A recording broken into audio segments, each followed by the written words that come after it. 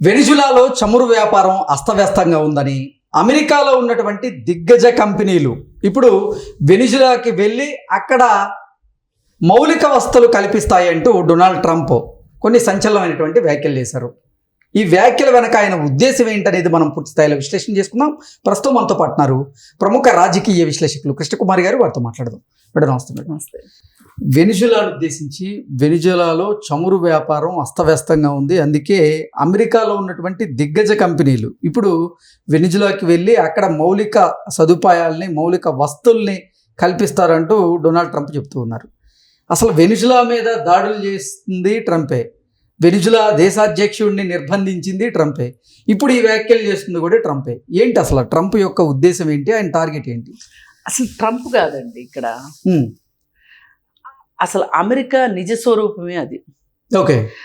ఆశాంతం మొదటి నుంచి కూడా ఎన్నో దేశాల్లో సైనిక స్థావరాలు ఏర్పరచడం కావచ్చు, ఆర్థిక వ్యవహారాల్లో జోక్యం చేసుకోవటం కానీ, రాజకీయ జోక్యం చేసుకోవటం కానీ, టెర్రరిస్టులు జోక్యం అంటే టెర్రరిస్టులకి సహాయ సహకారాలు అందించడం కావచ్చు, వాళ్ళకి సైనిక సంపత్తిని అందించటం కావచ్చు, ఇలా రకరకాల వ్యవహారాలు చేయటంలో అమెరికా దిట్ట.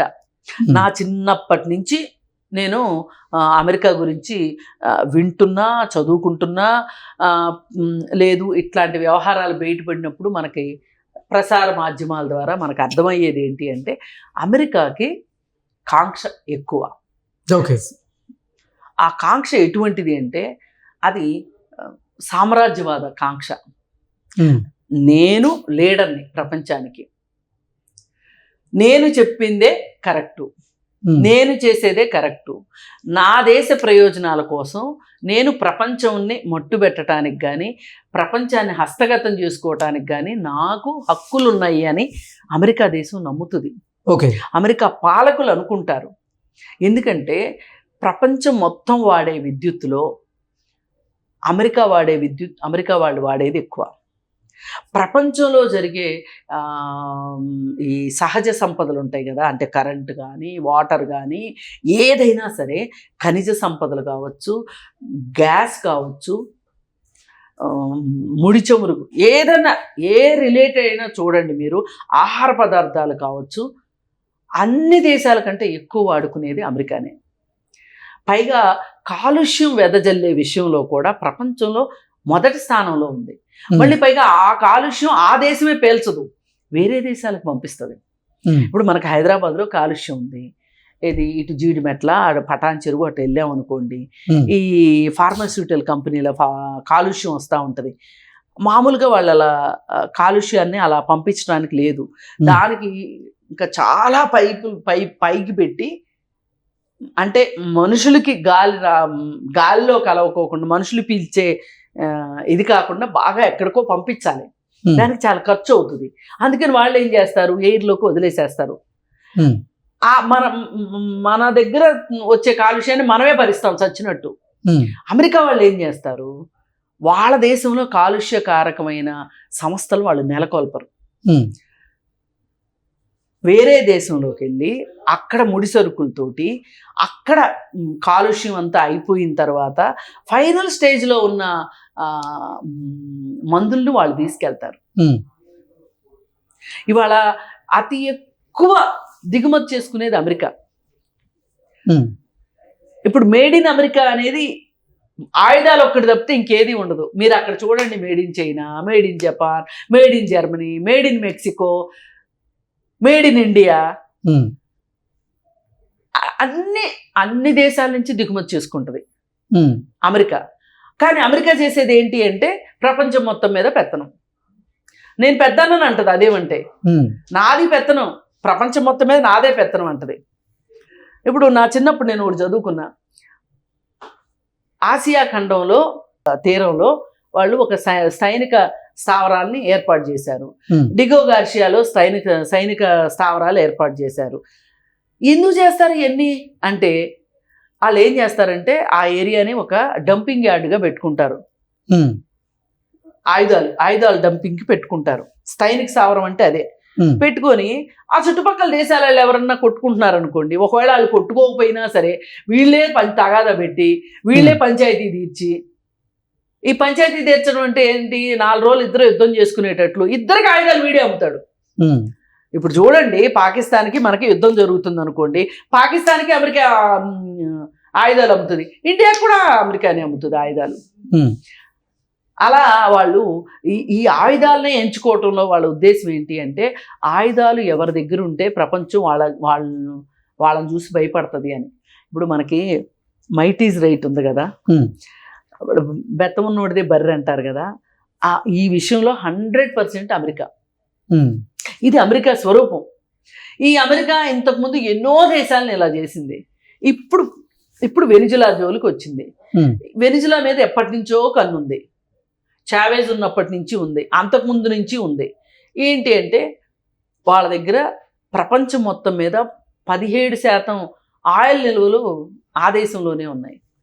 బోలెడని బంగారు నిల్వలు ఉన్నాయి, వెండి నిల్వలు ఉన్నాయి. ఇవాళ ప్రపంచం మొత్తం మీద ఈ 2 ఖనిజాలు, ఏది బంగారము, వెండి, ఆయిల్, ఈ 3 కదా మండుతున్నాయి. ఇప్పుడు మన దగ్గర లీటర్ పెట్రోలు 109 రూపాయలకు ఏమో వచ్చింది. అదేదో కొత్త రకం పెట్రోల్ అంట, దానిలో మలినాలు ఉండవంట, అదైతే లీటర్ 145 రూపాయలు. ఆ పెట్రోలు పవర్ పెట్రోలు, పవరో లేకపోతే ఎస్పీ స్పెషల్, అది ఇంజిన్ చెడకుండా ఉంటుందంట.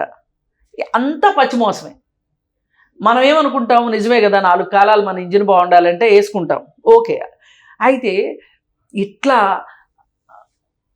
మనమేమో ఈ కష్టాలు అంటే ఎందుకు, ఈ 3 విలువైనవి కాబట్టి ఆ 3 ఆ దేశంలో ఉన్నాయి. అందుకని వాళ్ళు ఏంటి అంటే, మేము అమెరికా కింద బతకము, మా కష్టాలు మేము పడతాము, మా మౌలిక సదుపాయాలు మేము చేసుకుంటాము, మీకెందుకు అనేది వెనిజులా. ఇప్పుడు స్వతంత్ర దేశం ఏదైనా అట్లా, ఇప్పుడు క్యూబా ఉంది, క్యూబా మీద కూడా ఇలాగే పెత్తనం చేద్దామని చూశారు, కుదరలా. ఆ దేశాధ్యక్షుడిని ఏకంగా 689 సార్లు CIA చంపాలని చూసింది. ఇది ఒక పెద్ద రికార్డు, విఫల ప్రయత్నం కాస్ట్రోని. ఆయన ఆరోగ్యం పాడే చనిపోయారు అనుకోండి, అది వేరు విషయం. మరి ఇట్లాంటి వాటికి వెదురు తిరిగాడనే చెగువేరాని చంపేసింది. అమెరికానే చెగువేరాని చంపింది. సరే, ఇట్లా ఏ దేశంలో అయినా సరే వాళ్ళ మాట వినకుండా ఎవరైనా తల ఎగరేశారు అంటే ఆ తల తీసిన దాకా అమెరికా నిద్రపోదు. ఇట్లా ప్రతి దేశం నుంచి చంపేది. అసలు ఏ దేశంలో అయినా అస్థిరత రావటానికి, ఏ దేశంలో అయినా టెర్రరిజం రావటానికి కానీ, టెర్రరిస్టులు తయారవటానికి కానీ అమెరికానే కారణం. ఇందులో ఈ అమెరికాని ఎంతో కొంత ఎదురొడ్డింది రష్యా. USSR ఉండగా, అంటే విడిపోని రష్యా ఉన్నప్పుడు ఆ రష్యా ఒక రకంగా అమెరికాకి అడ్డుకట్ట చెప్పేది.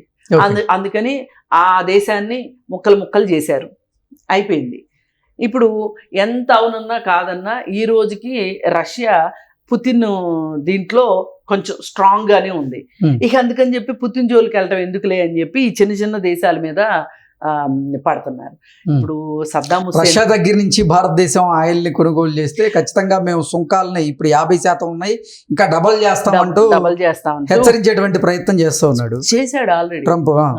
ఆల్రెడీ హెచ్చరించాడు, మనం ఆయిల్ కొనటం ఆపుతామని చెప్పాము, మళ్ళీ ఇప్పుడు కొనాలని అనుకుంటున్నారు. ఏదైనా కానీ అమెరికా ఎవరిని ప్రశాంతంగా ఉండదు. అమెరికాకి ఉన్న ఆ దేశ ప్రజలకి ఇవ్వాలనుకునే సౌకర్యాల కోసం, ఆ ప్రపంచ దేశాల మీద ఆధిపత్యం కోసం అమెరికా ఈ విధమైన క్రూరమైన చర్యలకు పాల్పడతాయి. ఇప్పుడు సద్దాం హుస్సేన్ని వాళ్ళ దగ్గర ఏదో జీవాయుధాలు ఉన్నాయి అని చెప్పి, రసాయన ఆయుధాలు ఉన్నాయి అన్నారు. ఇంత చేసి ఆయన గురి తీసేసిన తర్వాత అప్పుడు చెప్పారు అవి ఏమీ దొరకలేదు అని. మరి ఒక ప్రాణాన్ని తీసేసినట్టే కదా. కానీ అక్కడ అతన్ని చంపటం కాదు ఉద్దేశం, ఆ దేశాల్లో ఉన్న చమురు కోసం ఇదంతా. ఒకప్పుడు ఆఫ్ఘనిస్తాన్ మీద ఇవన్నీ చేసేది దేనికోసం? పైగా అన్ని చోట్ల ఓడిపోతారు. అంటే వాళ్ళకి ఓటమి వచ్చినా పర్వాలా, కానీ వాళ్ళకి కావాల్సినవి వాళ్ళకి వచ్చినాయా లేదా అని చూసుకుంటారు. ఇప్పుడు వాళ్ళు మెయిన్ ఇగో మీ దేశంలో మీకు నిర్వహించడం రావట్లేదు కాబట్టి మీ అధ్యక్షుడిని మా ఊర్లో పెట్టుకొని మేము వచ్చి మీకు అన్నీ నేర్పిస్తామని చెప్తున్నారు. సింపుల్గా అదే కదా వాళ్ళు. ఇప్పుడు బోలెడు చమురు నిల్వలు ఉన్నాయి. ఆ చమురు నిల్వలు మా కంపెనీలు అక్కడ వచ్చి పనిచేయాలి అంటే అక్కడ మౌలిక సదుపాయాలు లేవు, అవి మేము కల్పిస్తాము, దాని మీద పెత్తనం తీసుకుంటాము అని చెప్తున్నారు.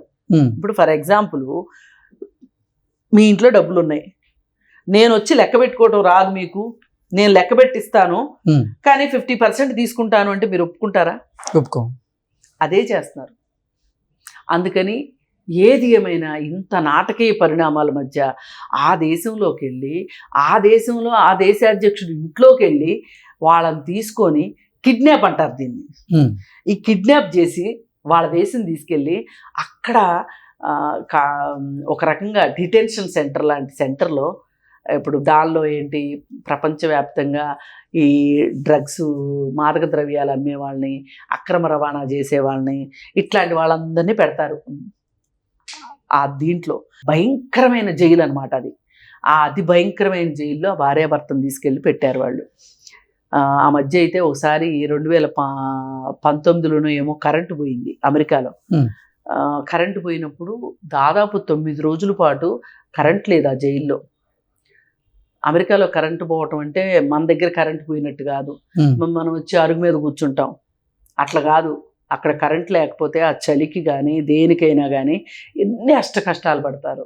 అసలు అక్కడ ఎవరైనా చచ్చిపోతే కూడా చచ్చిపోయారని చెప్పరు, అంత రహస్యం అనమాట అమెరికాలో. అలాంటి జైల్లో పెట్టారు. మరి ఏది ఏమైనా సరే స్టాచ్యూ ఆఫ్ లిబర్టీ ఉన్న ఆ పేరుకే, అది ఏదో అంటారే ఇంటి పేరు కస్తూరి ఇంట్లో గబ్బిలాల వాసన అన్నట్లు అమెరికా పరిస్థితి ఇది. ఈ అమెరికా ఇవాళ నాదే సర్వాధికారం అన్నట్లు డబ్బు కోసం ఏ గడ్డైనా తినే మనుషుల్లాగా, ఇప్పుడు మనకు పక్కన పాకిస్తాన్ని తయారు చేయలా, పక్కలో బల్లెంలాగా. కాకపోతే ఎవరైనా సరే ఒక్క క్యూబా లాగానో ఇట్లా వెనిజులా లాగానో చైనా లాగానో నిలబడాలి అనుకున్న వాళ్ళను కూడా నిలబడనివ్వట్లా. అందుకే భారతదేశం కూడా అమెరికాతోటి ఎంత జాగ్రత్తగా దూరం పాటిస్తూ దగ్గరతనాన్ని చూపిస్తుంది తప్పితే స్ట్రైట్గా ఫైట్ చేయడానికి ఎప్పుడు సిద్ధపడదు. ఎందుకంటే అమెరికాతోటి యుద్ధము అంటే అదంత ఈజీగా ఉండదు. ఎందుకంటే ఇప్పుడు వాళ్ళ ఇంట్లో కాసే చెట్టుకు కాసే కాయలు లాంటివి కదా ఆయుధాలు. ఇప్పుడు మనకు ఆయుధాలు కావాలంటే కొనుక్కోవాలి, వాళ్ళకి వాళ్ళ ఊర్లోనే తయారవుతాయి కదా. ఇంత దారుణమైన పరిస్థితి.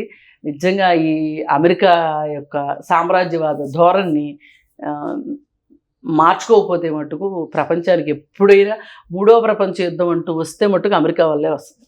Okay madam, thank you so much.